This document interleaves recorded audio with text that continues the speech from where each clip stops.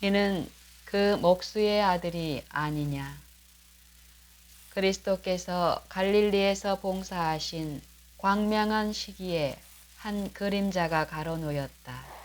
곧 나사렛 사람들이 그를 거절한 것이다. 이는 그 목수의 아들이 아니냐고 그들은 말하였다. 예수께서는 유년과 청소년 시절에 나사렛 해당에서 당신의 형제들과 함께 예배 드리셨다. 당신의 공생애가 시작된 이래로 그분은 그들에게서 떠나 있었으나 그들은 그분에게 일어난 일들에 대하여 모르지 않았다. 예수께서 그들에게 다시 나타나셨을 때 그들의 흥미와 기대는 최고조에 달했다. 이곳에는 예수께서 유아 시절부터 알고 있던 낯익은 모습들과 얼굴들이 있었다. 이곳에는 그분의 어머니와 형제 자매들이 있었다. 예수께서 안식일에 회당에 들어가서 경배자들 사이에 앉으셨을 때 모든 사람의 시선이 그분에게로 향하였다. 그날의 규례적인 봉사에 따라 장로가 선지자의 글을 읽고 영광스러운 통치를 가져오며 모든 압제를 추방할 장차 오실 분을 여전히 소망하도록 사람들에게 권면하였다. 그는 메시아의 오심이 가까이 이르렀다는 증거를 랑송함으로 듣는 자들에게 용기를 주려고 하였다. 그는 메시아가 이스라엘을 구원하기 위하여 군대의 선두에 서서 나타나시리라는 사상을 강조하면서 그분의 강림의 영광을 묘사하였다. 회당에 랍비가 참석해 있을 때에는 설교를 하도록 기대되었으며 이스라엘 사람은 누구라도 선지자의 글에서 읽을 구절을 줄 수 있었다. 이 안식일에 예수께서는 예배 순서에 참석하여 달라는 요구를 받으셨다. 그분이 성경을 읽으려고 서심해 선지자 이사야의 글이 그에게 주어졌다. 누가복음 4장 16절 17절. 그분이 읽은 성경 말씀은 메시아에 대하여 말씀한 것으로 이해되던 구절이었다. 주의 성령이 내게 임하셨으니 이는 가난한 자에게 복음을 전하게 하시려고 내게 기름을 부으시고 나를 보내사 포로된 자에게 자유를 눈먼 자에게 다시 보게 함을 전파하며 눌린 자를 자유하게 하고 주의 은혜의 해를 전파케 하려 하심이라. 책을 덮어 그 맡은 자에게 주시고 회당에 있는 자들이 다 주목하여 보더라. 저희가 다 그를 증거하고 그 입으로 나오는 바 은혜로운 말을 기이히 여기었다. 책을 덮어 그 맡은 자에게 주시니 회당에 있는 자들이 다 주목하여 보더라. 저희가 다 그를 증거하고 그 입으로 나오는 바 은혜로운 말을 기이히 여기었다. 누가복음 4장 20절 22절. 예수께서는 자신에 관한 예언의 산 설명자로서 사람들 앞에 서셨다. 그분은 자신이 읽은 말씀을 설명하면서 메시아를 압박받는 자의 구원자요, 사로잡힌 자의 해방자요, 고통당하는 자의 치료자요, 눈먼 자에게 시력을 회복시키며 세상에 진리의 빛을 드러내는 자로서 말씀하셨다. 그분의 인상적인 태도와 그분의 말씀의 놀라운 뜻은 그들이 전에는 결코 느껴보지 못했던 능력을 가지고 듣는 자들의 마음을 감동시켰다. 거룩한 가마의 물결이 모든 장벽을 허물었다. 모세와 같이 그들은 보이지 않는 분을 보았다. 그들의 심령이 성령으로 말미암아 감동을 받자 그들은 주께 대한 열렬한 아멘과 찬송으로 화답했다. 그러나 예수께서 이 글이 오늘날 너희 귀에 응하였느니라고 선언하셨을 때에 그들은 갑자기 자신들에 대해서 그리고 그들에게 말씀을 강론하신 예수님의 주장에 대하여 생각하도록 촉구받았다. 그들 곧 아브라함의 자녀들인 이스라엘 사람들이 속박을 당하고 있는 것으로 나타났다. 그들이 악의 권세로부터 구원받아야 할 죄수요, 흑암 가운데서 진리의 빛을 필요로 하는 자들로 제시되었다. 그들의 자부심은 손상을 입었으며 공포심이 일어났다. 예수님의 말씀은 그들을 위한 당신의 사업은 그들이 바라는 것과는 전혀 같지 않으리라는 것을 나타냈다. 그들의 행실이 치밀하게 조사를 받을지도 모를 일이었다. 외면적 의식에는 엄하였음에도 불구하고 그들은 그 통찰력 있는 꿰뚫는 시선에 의하여 검사받는 것을 겁냈다. 이 예수님은 누구인가? 라고 그들은 물어보았다. 메시아의 영광을 자기 자신의 것으로 주장한 자는 목수의 아들이요 그의 아버지 요셉과 함께 일하던 자였다. 그들은 그분이 언덕을 오르내리면서 수고하는 것을 보았으며 그분의 형제 자매들과 잘 아는 사이였으며 그분의 생애와 일을 알고 있었다. 그들은 그분이 유년에서 청소년으로 청년에서 장년으로 자라는 것을 보았다. 그분의 생애가 비록 흠이 없었지만 그들은 그분을 약속된 자로 믿으려고 하지 않았다.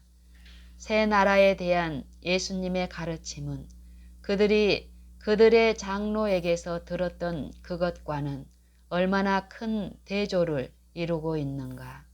예수께서는 그들을 로마로부터 구원하여 내시겠다는 말씀은 한마디도 하지 않으셨다. 그들은 예수님의 이적에 대한 말을 들었으므로 그분의 능력이 그들의 유익을 위해 행사되기를 바랐다. 그러나 그들은 그와 같은 목적에 아무런 암시도 보지 못했다. 그들이 의심에게 문을 열어주었을 때, 그들의 마음은 일시나마 부드러워졌던 것으로 인하여 훨씬 더 강팍하게 되었다. 사단은 그날에 어두워진 눈이 열리지 않고 노예의 사슬에 매인 영혼이 자유함을 얻지 못하게 하려고 굳게 결심하였다. 사단은 혼신의 힘을 다하여 그들을 불신 가운데 묶어두려고 활동하였다. 그들은 그들에게 말씀하신 분이 그들의 구속자라는 확신으로 감동을 받았을 때 주어졌던 표적을 중요시하지 않았다. 그러나 예수께서는 이제 그들의 은밀한 생각을 드러내심으로 당신의 신성의 증거를 그들에게 보이셨다. 예수께서 저희에게 이르시되 너희가 반드시 의원아 너를 고치라 하는 속담을 인증하여 내게 말하기를 우리의 들은 바 가버나움에서 행한 일을 내 고향 여기서도 행하라 하리라. 또 가라사대 내가 진실로 너희에게 이르노니 선지자가 고향에서 환영을 받는 자가 없느니라.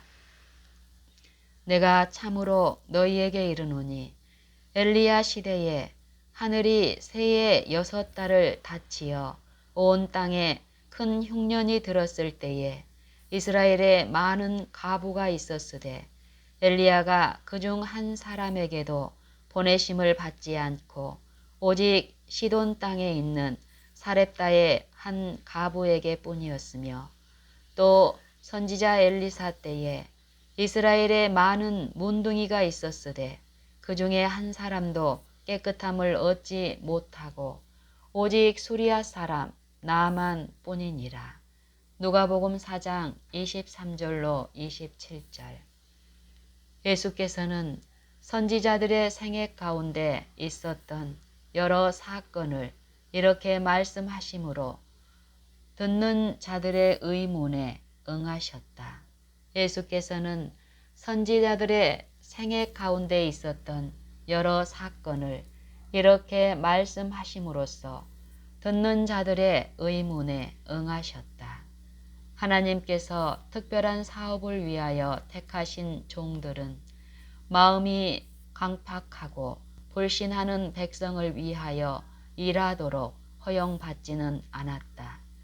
그러나 느낄 줄 아는 마음과 믿고자 하는 신앙을 가졌던 자들은 선지자들을 통하여 하나님의 능력의 증거들을 볼 수 있는 특별한 은총을 입었다.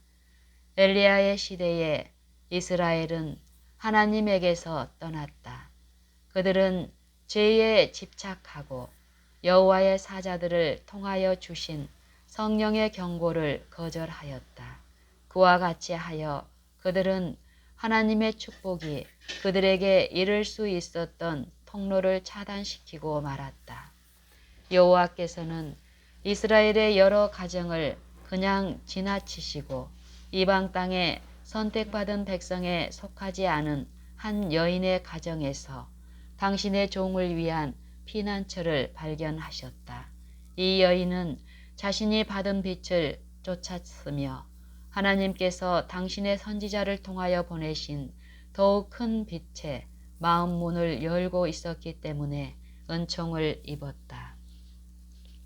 엘리사의 시대에 이스라엘의 문둥병자가 간과된 것도 이와 같은 이유 때문이었다. 그러나 이방의 귀족 나아만은 자신이 옳다고 깨달은 것에 충실하였으며 자신이 도움을 크게 필요로 한다는 것을 느꼈다. 그는 하나님의 은혜의 선물을 받을 만한 상태에 놓여 있었다. 그는 자신의 문둥병에서 깨끗함을 얻었을 뿐 아니라 참된 하나님을 알게 되는 축복을 받았다. 하나님 앞에서 우리의 입장은 우리가 받은 빛의 분량에 달린 것이 아니라 받은 것을 활용하는 여하에 달려 있다. 그와 같이 그들이 분별할 수 있는 한도 내에서 올바른 것을 선택하는 이방인들은 큰 빛을 받고 하나님을 섬긴다고 고백은 하나 그 빛을 무시하고 그들의 일상생활로서 자신들의 고백을 부인하는 자들보다 더 유리한 형편에 있는 것이다. 회당에서 청중에게 하신 예수님의 말씀은 그들의 독선을 뿌리채 흔들고 그들이 하나님에게서 떠났으며 그분의 백성이라고 주장할 권리가 상실되었다는 그 쓰라린 진리를 그들에게 역설했다. 그들의 참된 상태를 칼처럼 잘라놓는 모든 말씀이 그들 앞에 제시되었다. 그들은 이제 예수께서 처음에 그들을 고무시켰던 믿음을 조롱하였다. 그들은 가난과 비천함에서 일어난 그분의 보통 인간 이상의 사람이라는 것을 인정하려 하지 않았다. 그들은 이제 예수께서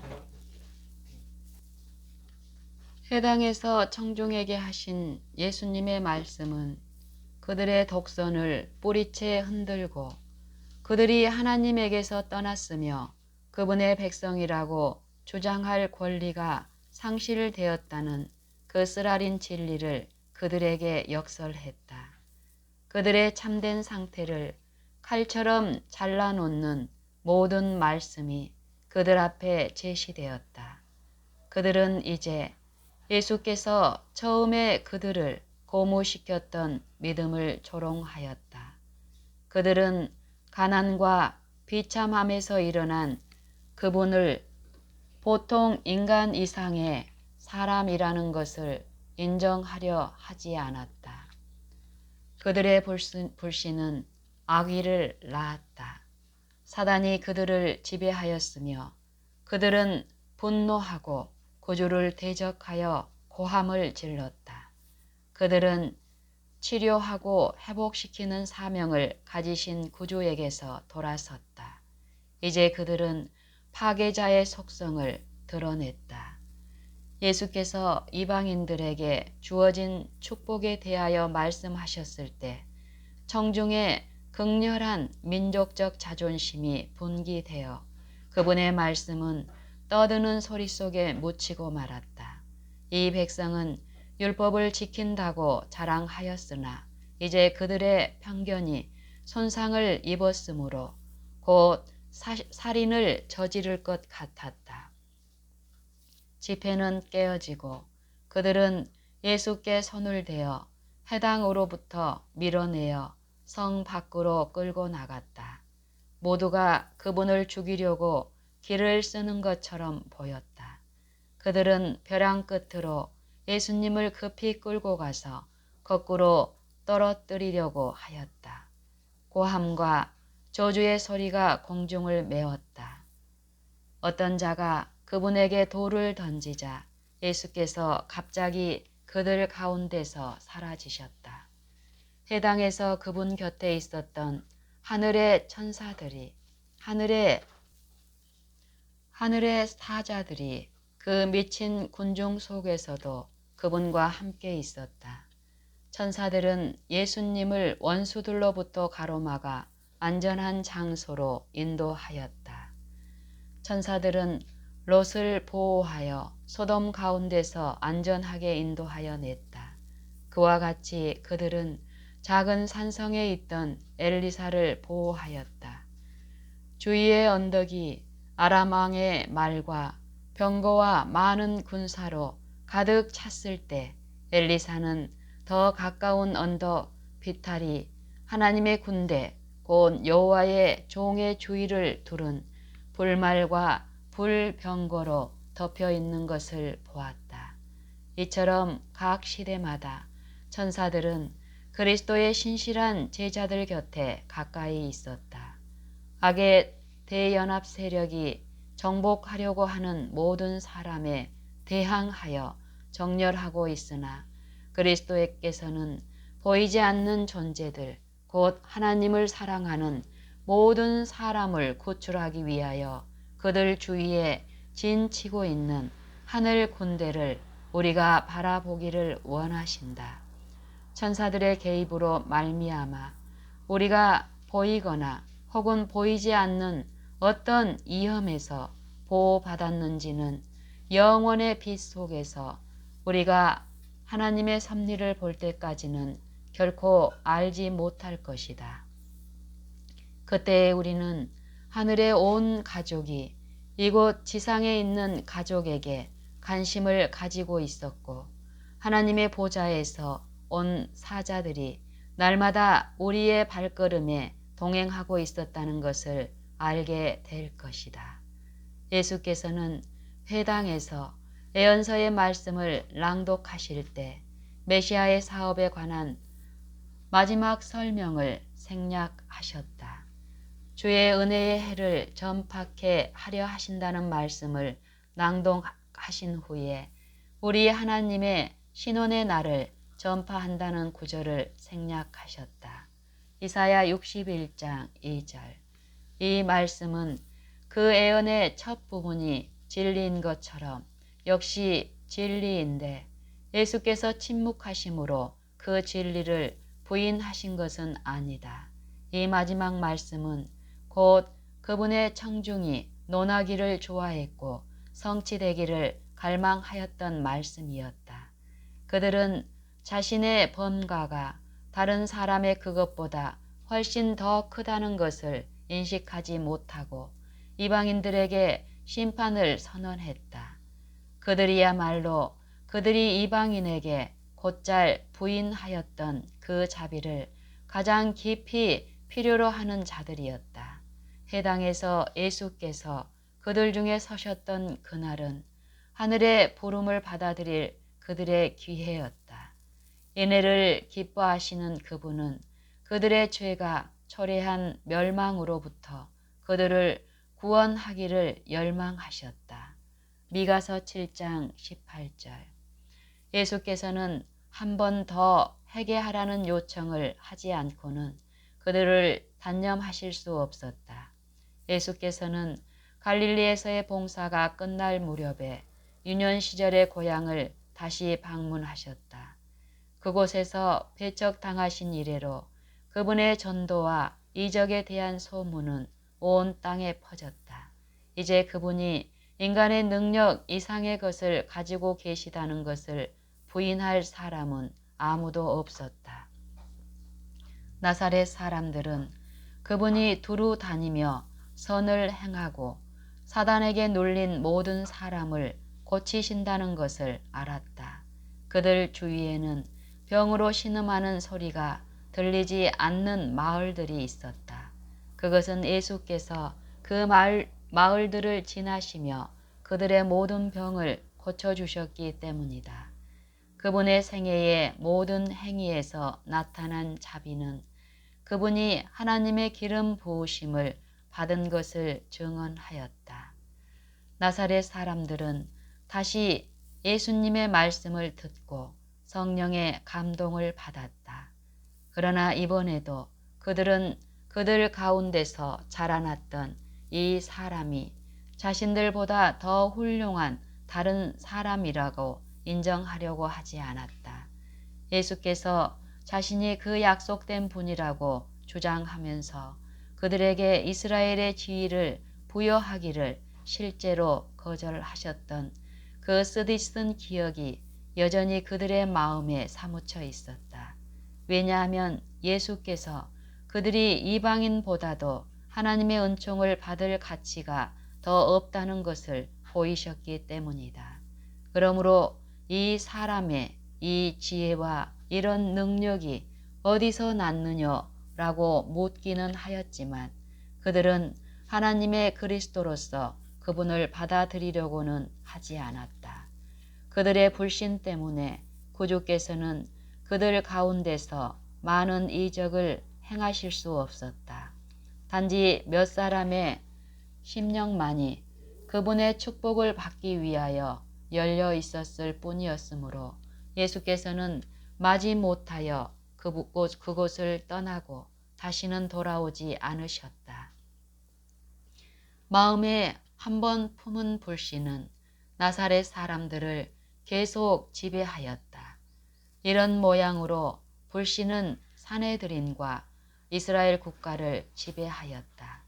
제사장들과 백성이 취한 성령의 능력의 증거에 대한 첫 거절은 곧 종말의 시작이었다. 그들의 최초의 반항이 정당하였다는 것을 입증하기 위하여 그들은 그 후에도 계속 그리스도의 말씀에서 트집을 잡았다. 성령에 대한 그들의 거역은 갈바리의 십자가와 그들의 도성의 멸망과 하늘의 바람에 따라 민족이 흩어진 일에서 그 절정에 이르렀다. 오 그리스도께서는 이스라엘에게 진리의 귀한 보화를 공개해 주기를 얼마나 갈망하셨던가. 그러나 그들의 영적 맹목이 너무나 심하였으므로 하나님의 나라에 대한 진리를 그들에게 나타내는 것은 불가능했다. 하늘의 진리가 그들의 받아들임을 기다리고 있을 때에 그들은 자신들의 교의와 무용한 의식에 집착해 있었다. 그들은 생명의 떡을 옆에 놓아두고 가라지와 껍질을 위하여 그들의 돈을 소비하였다. 왜 그들은 하나님의 말씀으로 가서 그들이 오류 가운데 있는지 알기 위하여 부지런히 탐구하지 않았는가? 구약의 성경절들은 그리스도의 봉사에 대한 일체의 내용을 명백히 기술하였고 예수께서는 선지자의 글에서 반복적으로 인용하고 이 글이 오늘날 너희 귀에 응하였느니라고 선언하셨다. 만일 그들이 성경을 정직하게 상고하고 그들의 이론을 하나님의 말씀에 비추어 시험해 보았더라면 예수께서 그들의 완고함 때문에 오실 필요가 없었을 것이다. 예수께서 보라 너희 집이 황폐하여 버림바 되리라고 말씀하실 필요가 없었을 것이다. 누가복음 13장 35절. 그들은 예수님이 메시아가 되시는 증거를 훤히 알 수 있었을 것이며 그들이 긍지를 가졌던 성을 파멸시킨 재앙도 피할 수 있었을 것이다.